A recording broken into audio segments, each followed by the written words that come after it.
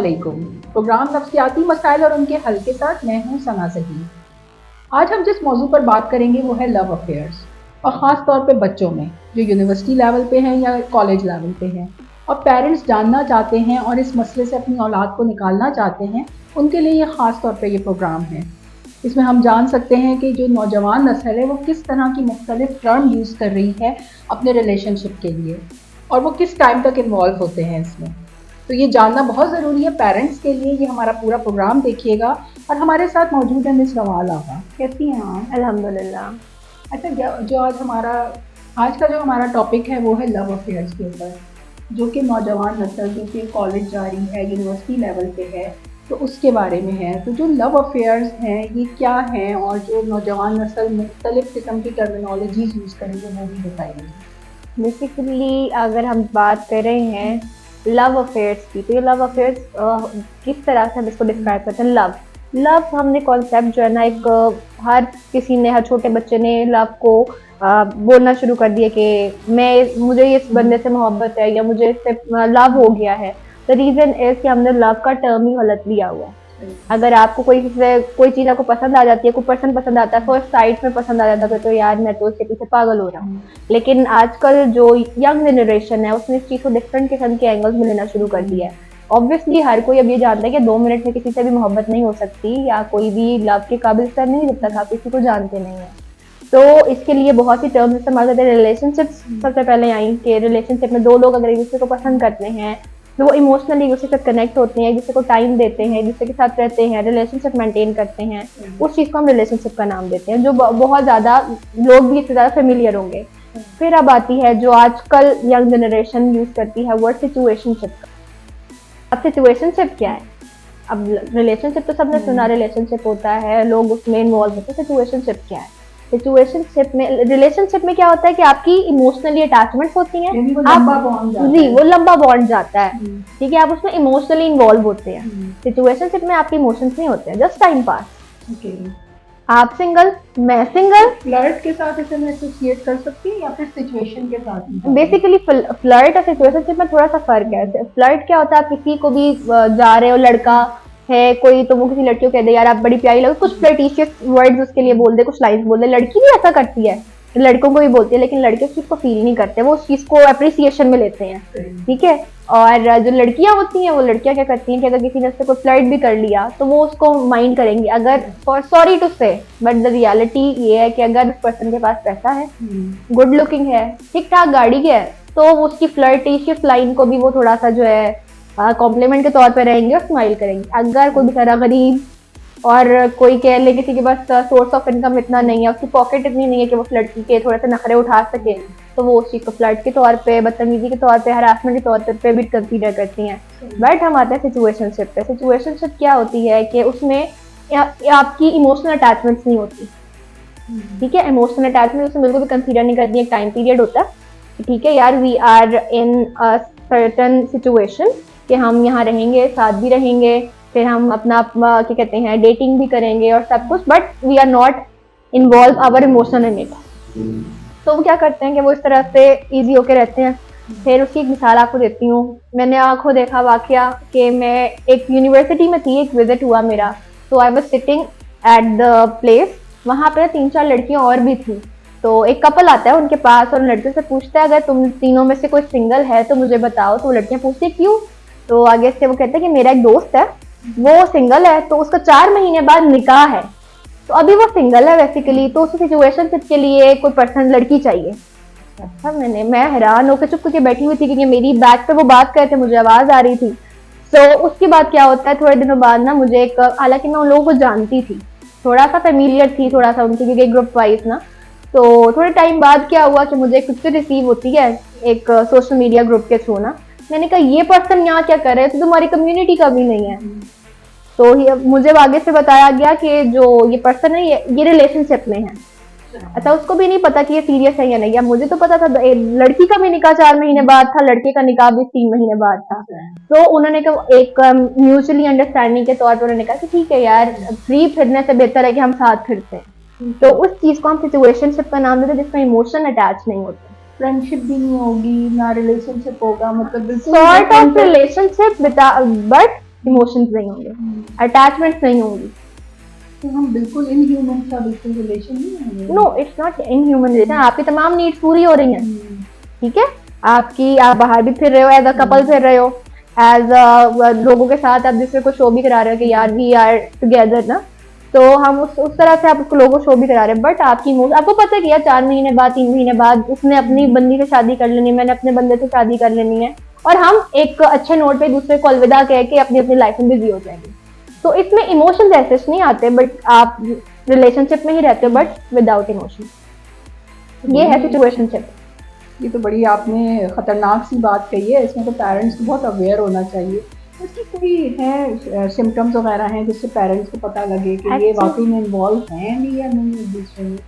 Parents ना समय हमारे यहाँ ना इस चीज़ पे इतना कंसीडर नहीं किया जाता। बच्चे बता के जाते हैं यूनिवर्सिटी में लेक्चर है, हम जा रहे हैं, ठीक है। अब यूनिवर्सिटी में लेक्चर सुबह 6 बजे 9 बजे एक लेक्चर हो गया, उसके बाद 3 बजे के दरमियान का जो टाइम फ्री है, तो पेरेंट्स क्या बच्चे घर वापस तो नहीं आएंगे ना, पेरेंट्स उसका नजर भी नहीं रख पाते आजकल के ज़माने में।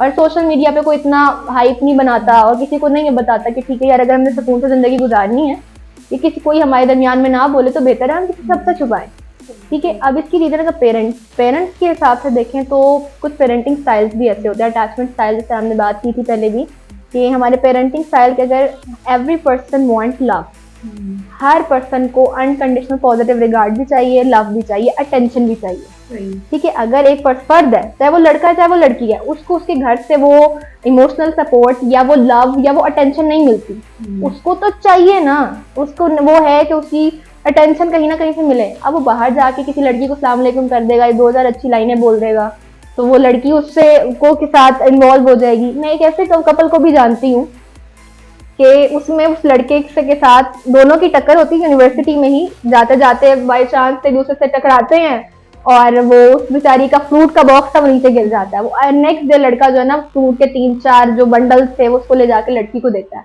दोनों की बातचीत शुरू होती है। अब इतनी हद तक बातचीत शुरू होती है, वो लड़की के जो पेरेंट्स थे वो बहुत ज्यादा डोमिनेंट थे, यहाँ नहीं जाना वहां नहीं जाना, ऐसे नहीं फिरना, इस तरह के हुलिये में नहीं फिरना, बाया पहननी है, बहुत रिस्ट्रिक्शन थी।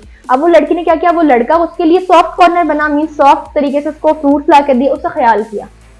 लड़की के दिल में थोड़ी सी बहुत उसके लिए रिस्पेक्ट हुई, उसको लगा कि नहीं यार ये पर्सन कुछ अच्छा है, ठीक है। अब वो अटैचमेंट स्टाइल जो पेरेंट्स से नहीं मिला, उसने कहीं और ढूंढने की कोशिश की। 7 years वो उस बेचारी, वो जो लड़की थी वो उस लड़के के लिए फ्रूट्स लेके जाती रही कि तुम ये खाओ, तुम्हारी सेहत के लिए जरूरी है, तुम्हारा इस तरह जरूरी है, तुम्हारा इस तरह जरूरी है। तो वो उसके लिए 7 years साथ रहे। वो बहुत बढ़िया बात है। एंड पे पप्पो की बेटी के साथ शादी हो गई तो अम्मी अब्बू नहीं माने, तो फिर चीजें खत्म हो जाती हैं। तो I am sorry but obviously आप देखें ना, बहुत से केसेस ऐसे 7 साल वो सिचुएशनशिप या रिलेशनशिप में रहे, सिचुएशनशिप भी नहीं थी बट अनइंटेंशनली रिलेशनशिप में थे, और उसके बाद जब उसने कहा कि ठीक है यार अब हमें शादी करनी चाहिए, पेरेंट्स को बताना चाहिए, तो लड़के की फुप्पो की बेटी आ जाती हैं और फिर उनकी उससे शादी हो जाती है। तो लड़की बेचारी फिर दर बदर की खाक छानती है कि मैं कहाँ जाऊँ, फिर वो इमोशनली डिप्रेस होके कोने में पड़ी हुई थी। तो चीज़ें बहुत मुख्तलिफ होती हैं और पेरेंटिंग वो जो स्टाइल होते हैं ना, अटैचमेंट स्टाइल बहुत मैटर करते हैं। तो इसलिए पेरेंट्स को चाहिए कि वो अपने बच्चों को बचपन से ही इतना पावर दें, इतनी अटेंशन दें कि उनको कहीं और अटेंशन लेने की ज़रूरत ना पड़े। अच्छा, जैसे हमारी शुरू में बात हुई थी लव अफेयर्स हैं, सिचुएशनशिप हैं, इसके अलावा और कौन सी टर्म्स यूज होती हैं? अगर हम नौजवान नस्ल की बात करें ना, तो जब से साइकोलॉजी इन हुई है ना, सॉरी टू से बट कुछ साइकोलॉजिस्ट ने बहुत चीज़ें बात की पॉजिटिव वे में की कि हमारी नौजवान नस्ल ने, जैसा कहते हैं हम अपने मफाद के लिए चंद कुरानी आयात भी उठा लेते हैं कि जो हमारे मफाद के, हम उसकी पीछे वो नहीं पढ़ते कि किस सिचुएशन के हिसाब से क्या चीज़ आई है। तो सर साइकोलॉजी में भी कुछ टर्म्स ऐसी आई थी जो कि बहुत से साइकोलॉजिस्ट से दी थी। अब उसमें आता है ह्यूमन नीड्स के बारे में, ठीक है। अब जब ह्यूमन नीड्स के बारे में आता है तो उसमें डिफरेंट किस्म की नीड्स है, मैस्लो हायरार्की ऑफ नीड्स आता है, उसमें पूरा एक पैरामिड बना हुआ है कि आपकी बेसिक नीड्स क्या है, प्राइमरी नीड्स क्या है, सब ये चीजें आती हैं। अब नौजवान को ये चीज पता लग गई, यंग यूथ को हमारे पता लगा कि जी हमारी बेसिक नीड्स ये हैं, राइट। अब क्या होता है कि ठीक है यार, आप प्रोलॉन्ग भी नहीं कर सकते किसी चीज को, ज्यादा लंबा अरसा रिलेशनशिप में भी नहीं आना चाहते कि आप कैद हो जाओगे, सिचुएशनशिप में भी आप आते हो तो फिर आपको लगता है यार बहुत ज्यादा हो गया पीछे। फिर कुछ होता है ब्रेड क्रमिंग का नाम देते हैं। ब्रेड क्रमिंग में क्या होता है कि उसमें पर्सन आपके साथ, आप किसी को अपने साथ इन्वॉल्व करते हो और वो आपको इमोशनली तो आपके साथ अटैच होता है, बट द थिंग इज कि आप उसको कहते हैं यार ठीक है टाइम पास है, तू नहीं तो और सही, और नहीं तो और सही, वो ये वाली बात होती है। फिर तो वो क्या करता है कि वो पर्सन जो है ना उसको ब्रेड क्रमिंग की सिचुएशन में लेता है। फिर एक टर्म आती है बेंचिंग की। अब बेंचिंग क्या होता है, बड़ा यूनिक वर्ड है बेंचिंग। फर्स्ट टाइम सुना है मुझे। तो बेंचिंग क्या होती है कि अगर if you are in relationship with someone, कि अगर एक लड़का या लड़की आपस में रिलेशनशिप में है, चाहे वो लड़का हो या लड़की हो, उसने एक अपने बैकअप पे ना एक लड़का रखा होता है। अच्छा, ठीक है, लड़का या लड़की रखी होती है। मोस्टली गर्ल्स के साथ भी ऐसा है, बॉयज के साथ भी ऐसा है। वो ये होता है कि यार ठीक है, इस लड़की को साइड पे करके या इस लड़के को साइड पे करके ना नेक्स्ट वन को चांस देते हैं। तो एक बार में दो के साथ ही लगे, वो दो के साथ ऐसा नहीं होते, बट वो चाहते हैं कि ठीक है यार बेंचिंग हो रही है, इसके साथ भी है उसके साथ भी है। हम फर्स्ट पहली वाली को कहते हैं कि यार ये वैसे मेरे पीछे पड़ गए, दूसरी वाली को कहते हैं कि जी पहली वाली को मैं छोड़ना चाहता हूँ, बहुत इरिटेट कर रही है, अब ये है वो है, अब हम साथ नहीं चल सकते हैं, दिस काइंड ऑफ थिंग। तो बेंचिंग इसको कहते हैं। तो ये चीजें होती हैं, ब्रेड क्रमिंग हो गई, फिर बेंचिंग हो गई। तो ये चीजें इस तरह इंक्लूड होती हैं रिलेशनशिप में, जो आजकल नौजवान नस्ल for the sake of there needs इस चीजों को इस्तेमाल कर रहे हैं। ये तो बहुत खतरनाक बात सी नहीं हो गई है। इस तरह तो नौजवानों को पता ही नहीं होगा कि वो लव में है कि सिचुएशनशिप में है। और अगर कोई एक सिचुएशनशिप को एक्सेप्ट नहीं करता और उसको लेके बहुत सीरियस हो जाता है फिर। अच्छा, है तो खतरनाक। लव कोई नहीं करता। लव के लिए ना आपको अपने ईगो को, अपने आप को थोड़ा साइड पे करना पड़ता है। Love is very pure form, और एकदम से लव नहीं हो जाता। लड़के लोग कहते हैं हाय लव गुजरी थी तो मुझे से पहली नजर का इश्क हो गया, मोहब्बत हो गई, मैं मर गया, अब इसके बाद मुझे सांस भी नहीं आनी। तो वो जो लड़के लोगों की सिचुएशन होती है ना, बेसिकली उनको फॉर एन इंस्टेंट कोई ना कोई रिएक्शन चाहिए होता है। ठीक है, तो ये खतरनाक तो है। लव कोई नहीं करता, just for the sake of there needs वो किसी भी सिचुएशन में आने को तैयार है। ठीक है, अब वो चाहे वो ब्रेड क्रमिंग हो, चाहे वो रिलेशनशिप हो, चाहे वो सिचुएशनशिप हो। अब रिलेशनशिप में क्या होता है, मोस्टली जो आदमी होता है ना बहुत ज्यादा जल्दी ना अक जाता है। अच्छा, फिर अब होता है कि जब रिलेशनशिप बहुत ज्यादा लंबा चल जाता है ना, तो लड़की डिमांड करती है कि यार ठीक है, अब हम एक टाइम बाद, लड़की के पेरेंट्स भी कहते हैं अब तुम शादी कर लो, तुम कोई लड़का देख लो, तुम कर लो शादी। कुछ टाइम ऐसा होता है वो फिर अपने जो बॉयफ्रेंड होता है उसको बोलती है कि मेरे पेरेंट्स मुझे शादी के लिए फोर्स कर रहे हैं, तो अपने पेरेंट्स को भेजो। फिर वहां से उस लड़के का दिमाग घूमता है और लड़के को फिर थोड़ा सा कहने ईगो आती है कि यार मैं इस लड़की से शादी करूंगा। पॉइंट कि मैं क्यों इससे शादी करूं, कि हो सकता है मेरे से पहले भी था कोई बॉयफ्रेंड हो। ठीक है, अब वो इस सिचुएशन में आके फिर जब उनके दिमाग में ये बात आ जाती है ना, वो उस रिलेशनशिप से बाहर निकलने का सोचते हैं। कहीं ना कहीं वो बिला वजह लड़ाइयां करना शुरू कर देंगे, बिला वजह झगड़ा करना शुरू कर देंगे, और फिर मना भी कर देंगे। बिल्कुल। इसकी एक बड़ी अच्छी मिसाल मैं आपको दूं, वो ये कि पिछले दिनों मतलब लास्ट ईयर एक बहुत मशहूर वाकया पेश आया था, एक यूनिवर्सिटी का, प्राइवेट यूनिवर्सिटी थी जिसमें लड़की ने लड़के को प्रपोज किया था। क्या हुआ उसका, एंड पे वो फुप्पो की बेटी और मामू का बेटा आ गया। क्यों हुआ? लड़की ने जितनी मोहब्बत से किया था वो सब खत्म। ऑब्वियसली वो पूरा एरिया उससे डेकोरेट किया, रोजेस दिए, खुद लड़की ने प्रपोज किया, और फिर वो लड़के ने भी उसको ऐसे एक्सेप्ट किया कि जैसे पता नहीं कल ही शादी कर लेंगे ये। तो बहुत वायरल हुई चीजें, उनका इकट्ठा इंटरव्यू भी आया कि हम एक दूसरे को पसंद करते हैं, हम ये हम वो, बहुत सी चीजें हुई कि मैं इसको अपनी क्लास में काफी टाइम से पसंद करता था। फिर क्या हुआ कि कुछ टाइम बाद सोलो इंटरव्यूज आना शुरू हुए कि वो लड़का मेरा फोन नहीं उठा रहा, मुझसे मिल नहीं रहा, उसके पेरेंट्स ने आके मेरे घर आके बेइज्जती कर दी, and different kind of issues उसने बताए। फिर लड़के का इंटरव्यू आता है कि मेरी तो काफी बचपन से ही मंगनी फुप्पो की बेटी के साथ हुई थी, या मामू के बेटी के साथ हुई थी। तो वो उस वक्त उसको याद नहीं था कि जब वो सिचुएशनशिप में या रिलेशनशिप में आ रहा था और वो लड़की उसको प्रपोज कर रही थी, उसने क्यों प्रपोजल एक्सेप्ट किया, for the sake of fame, why. तो ये चीजें भी आती हैं रिलेशनशिप, सिचुएशनशिप, और जब ये बहुत ज्यादा प्रोलॉन्ग कर जाता है, लड़कों को लगता है कि ठीक है यार थोड़ा सा टाइम के लिए इजी है, हम इसको चलाते हैं। अब पहले तो रिलेशनशिप एक ही फॉर्म आती थी रिलेशनशिप की, दे आर इन रिलेशनशिप, हाँ। तो उस वक्त ही, अब जब ये चीजें बढ़ गई ना कि आप एक दूसरे को प्रोलॉन्ग नहीं कर सकते, ज्यादा चीजें लंबी नहीं चला सकते, ठीक है, तो फिर ये चीज आती है। फिर एक टर्म आती है फ्रेंड्स विद बेनिफिट, राइट। तो फिर ये चीजें भी इंक्लूड हो जाती हैं इसमें कि लोगों ने उस लॉन्ग टर्म रिलेशन से हटने के लिए अपने आप को एक कह लें for the sake of enjoyment इस चीज में अपने आप को ऐड किया। तो ये चीजें बहुत से हमारे माशरे में आजकल यूथ जो है हमारी, आप किसी से भी पूछ लें, हर किसी को सोशल मीडिया पे एक्सेस होती है, वो हर चीज इस बारे में शेयर कर रहे होते हैं और अपना पॉइंट ऑफ व्यू भी दे रहे होते हैं। अगर अब हमारे पास ना जिस तरह मॉडर्नाइजेशन आती रही, सिविलाइजेशन बढ़ती गई है, तो उसमें मसला ये हुआ है कि हर कोई अपने काम से काम रखता है, किसी के मामले में बोलता नहीं। अब एक पर्सन कोई रिलेशनशिप में है तो उसको हम ये नहीं कहते थे तुम रिलेशनशिप में क्यों हो, भाई उसकी मर्जी, वो जो मर्जी करे अपनी लाइफ के साथ। तो हमने इस तरह से पॉइंट प्रॉब्लम्स को फेस करने के लिए हम खामोश हो गए, जो जो कर रहा है करने दो, और फिर जो करते करते करते आगे तक बढ़ गई है बात। तो बहुत सी चीजें, बहुत सी डिविजन्स आ गई हैं इसमें, अब for the sake of their player और for the sake of their need, तो फिर लोग बहुत आगे तक बढ़ गए हैं। अच्छा, हमारी नौजवान नस्ल इसमें इन्वॉल्व हो रही है, क्या ये खतरनाक बात नहीं है? क्योंकि आगे जब उन्होंने शादी करनी होगी, उन्होंने अपनी एक फैमिली स्टार्ट करनी होगी, तो अभी से वो इस सिचुएशनशिप का शिकार हैं, तो आगे जाके तो फिर एक्स्ट्रा मैरिटल अफेयर्स का भी शिकार होंगे। ऑब्वियसली आप देखें ना कि मतलब एक मिसाल आप आम ले लें कि एक पर्सन है, एक लड़का शादी से पहले भी रिलेशनशिप में था, लड़की भी किसी के साथ रिलेशनशिप में थी। अब वो जब दोनों आपस में शादी करते हैं, किसी और कोई भी आके मतलब रेंडमली कोई भी गाइस की शादी अगर आप कर देते हो, तो उनको ये दिल में तो डाउट होगा ना, मेरे से पहले हो सकता है इसके बॉयफ्रेंड, तो कोई किसी के मुंह पे नहीं बताता, अपने स्पाउस को कोई भी नहीं बताता कि ऐसा कोई इशू है, और कोई इतने ओपन हार्टली वेलकम नहीं करता। अगर किसी ने लड़की ने बता दी कि जी आपसे पहले मेरे 4 बॉयफ्रेंड थे, तो कभी भी हस्बैंड इस चीज को बर्दाश्त नहीं करता, वो कहेगा कि जाओ बेटा अपनी माँ के घर। तो वो अपनी हैरत का मामला बना देते, लेकिन लड़के को ये नहीं पता होता कि भाई अगर तुम्हारी बीवी ने तुमसे ये बात कही है ना, तो तुम भी एक बंदे होने के अंदर तुम्हारे भी शादी से पहले अफेयर थे।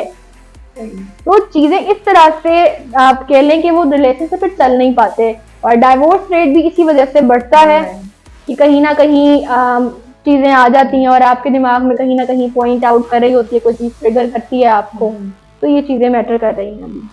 अच्छा, शुगर डैडी, गोल्ड डिगर, ऐसे अल्फाज भी हमें सुनने को मिलते हैं, इनसे क्या मतलब है और ये नौजवान नस्ल इसे किस तरह से यूज कर रही है? जो शुगर डैडी का कॉन्सेप्ट है ना, बेसिकली उसकी इसलिए यूज करते हैं कि जब लड़की और लड़के की एज जो है बहुत हद तक डिफरेंस होता है उनमें। लड़की अगर आप कह लें 20 में है, तो मतलब जो लड़का होगा, वो लड़का कह लें, आदमी कह लें, वो 40s में, 45 में, 50 में, इस तरह से होगा, जो कि इंतहाई सेटल्ड होगा। ठीक है, और ये चीजें सिर्फ उन लोगों के यहाँ होती हैं जो वेल्दी होते हैं, मीन जिनके अपने बिजनेस या पैसा होता है, क्योंकि वो किसी को फाइनेंशियली हेल्प कर रहे हैं। अगर वो दोनों रिलेशनशिप में है तो वो उस लेडी का प्रॉपर तरीके से खर्चा उठाएगा, उसको शुगर डैडी का नाम देते हैं। और गोल्ड डिगर टर्म यूज होती है लड़कियों के लिए ही यूज होती है, जो लड़के लोग इस्तेमाल करते हैं वो क्यों करते हैं, वो इस सेंस में गोल्ड डिगर कहते हैं कि लड़कियां जो है उनको लगता है कि वो पैसे पे मर रही होती हैं, या क्या पैसे के लिए किसी बंदे से रिलेशनशिप में होती हैं, और जो बेचारे जो नौजवान होते हैं जो कुछ कमाते हैं ऐसा खास नहीं है, वो अगर किसी के पास एक्सेप्ट करने के लिए जाते हैं कि ठीक है यार I am interested in you, so वो लड़की उसको रिजेक्ट कर देती है बिकॉज ऑफ कि उसके पास पैसा नहीं है। जब वो पैसा नहीं है तो वो उसको इसलिए फिर गुस्से में आके गोल्ड डिगर का नाम देते हैं। अच्छा, हमने काफ़ी गुफ्तगू की love affair, situationship, bread crumbing और भी बहुत सारी टर्मिनोलॉजी, लेकिन अब इसका हल क्या है? पेरेंट्स को किस तरह से इसका हल करना चाहिए? सबसे ज़रूरी ये है पेरेंट्स के लिए कि मदर्स फादर से कर थोड़ा जो होता है ना, उससे औलाद जो है थोड़ी सी खिंची हुई रहती है, क्योंकि फादर जो पर्सनालिटी होती है थोड़ा सा गुस्से वाली होती है। मदर वो चीज़ है जो बच्चों की दोस्त बन के रह सकती हैं। आजकल सोशल मीडिया सब यूज़ करते हैं, मदर्स को चाहिए थोड़ा सा अपने आप को अपग्रेड करें, सोशल मीडिया में बच्चों के साथ अटैच हों, उनसे बात करें, उनसे दोस्ती करें, उनसे पूछें कि आपकी लाइफ में कोई है। यस, उनको बुलाएं, घर बुलाएं, बच्चों को बाहर ना मिलने दें, आप अपने घर बुलाएं, घर में नई नई चीजें बनाएं। आजकल के बच्चे जो है ना, मतलब वो खाने के बहुत शौकीन है, तो आप उनको घर बुलाएं, घर में अच्छी चीज बनाएं ताकि बच्चों से दोस्ती करें। उस तरह से ये होगा कि आप लोगों को बच्चों को जानेंगे, आप भी थोड़े से मॉडर्न होंगे, आप भी यंग जनरेशन या जेन जी का वर्ड आजकल यूज हो रहा है, उनसे फेमिलियर होंगे, लोगों के साथ फेमिलियर होंगे, बच्चों को आप पे ट्रस्ट आएगा। ठीक है, जब बच्चों को ट्रस्ट आएगा वो सब चीज आपसे शेयर करेंगे, चाहे वो रिलेशनशिप की तरफ भी नहीं जाएंगे। अगर आपका अटैचमेंट स्टाइल सिक्योर है, सिक्योर अटैचमेंट स्टाइल के साथ अपने बच्चों का ब्रॉटअप किया है, कि बच्चों का जो अटैचमेंट स्टाइल वो सिक्योर है, तो वो आप वो बच्चे कभी भी सिचुएशनशिप, रिलेशनशिप, ब्रेड क्रमिंग या फ्रेंड्स विद बेनिफिट कभी भी नहीं जाएंगे उस साइड पे। अगर आप उनको लगता है कि चले, अगर आप एक किसी को पसंद है, आप उनको खुला मौका दें कि आप उनको सबसे पहले ये बताएं कि व्हाट इज योर बाउंड्रीज। आपने बता दिया बच्चे को कि आपकी बाउंड्रीज ये हैं, आपने बाउंड्रीज में रहते हुए अगर किसी को पसंद करना है तो ये टर्म्स हैं, कंडीशंस हैं, आप इस तरह का कोई पर्सन ढूंढो, हम आपके साथ हैं, हम आपकी हेल्प करेंगे। But the thing it out of the box जाके अगर आपने को ढूंढ के लेके आना है तो वो थोड़ा सा हमारी फैमिली टर्म्स के खिलाफ भी होगा। और सब आप इस तरह से अगर उनको एजुकेट करते हैं तो बच्चों में कॉन्फिडेंस आएगा कि ठीक है यार, मेरे पेरेंट्स मुझ पर ट्रस्ट रखते हैं, मैं हर एक से तो बात भी नहीं कर सकती।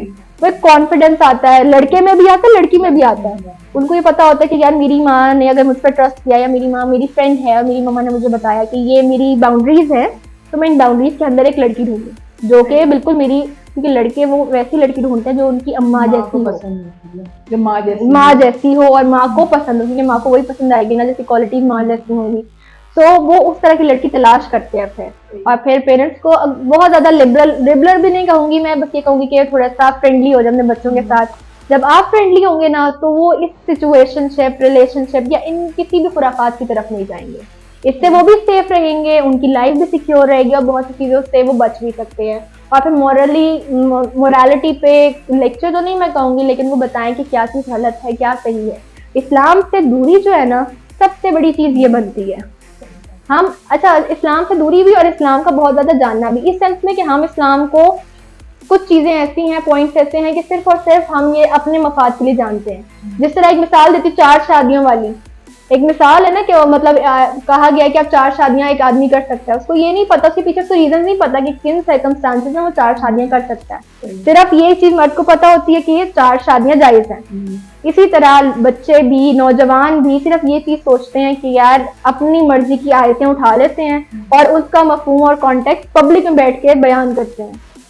ठीक है, उससे क्या होता है कि फिर वो चीजें थोड़ी गड़बड़ होती हैं। कुछ थोड़ा सा उस चीज के ऊपर रिसर्च करना और बच्चों को बताना है क्या गलत है क्या सही है, वो हर उम्र की, क्योंकि बच्चा हर चीज एक्सपीरियंस करता है। हम अगर कुछ शुरू से बताएं ना कि क्या अच्छा है क्या बुरा है, तो वो क्योंकि वो साइड पे नहीं जाएगा। हमारी बहुत ज़बरदस्त डिस्कशन रही है, और उन पेरेंट्स के लिए ख़ास तौर पे जिनके बच्चे यूनिवर्सिटीज़ जाते हैं, बल्कि उनके लिए भी जिनके बच्चे अभी स्कूल जाते हैं और आगे 15-20 साल बाद उनके बच्चे भी यूनिवर्सिटी कॉलेजेस में जाएंगे। आप अभी से अपना माहौल ऐसा बनाएं कि बच्चे आपके दोस्त बने, आपसे चीज़ें डिस्कस करें और आपको ही अपनी बातें बताएं, ताकि इस तरह की चीज़ों से अपने आप को अवॉइड कर सकें, क्योंकि ये चीज़ें आगे जाके माशरे में बहुत ज़्यादा बिगाड़ लेके आती हैं। इसी के साथ हमें इजाज़त दीजिएगा। अल्लाह हाफ़िज़।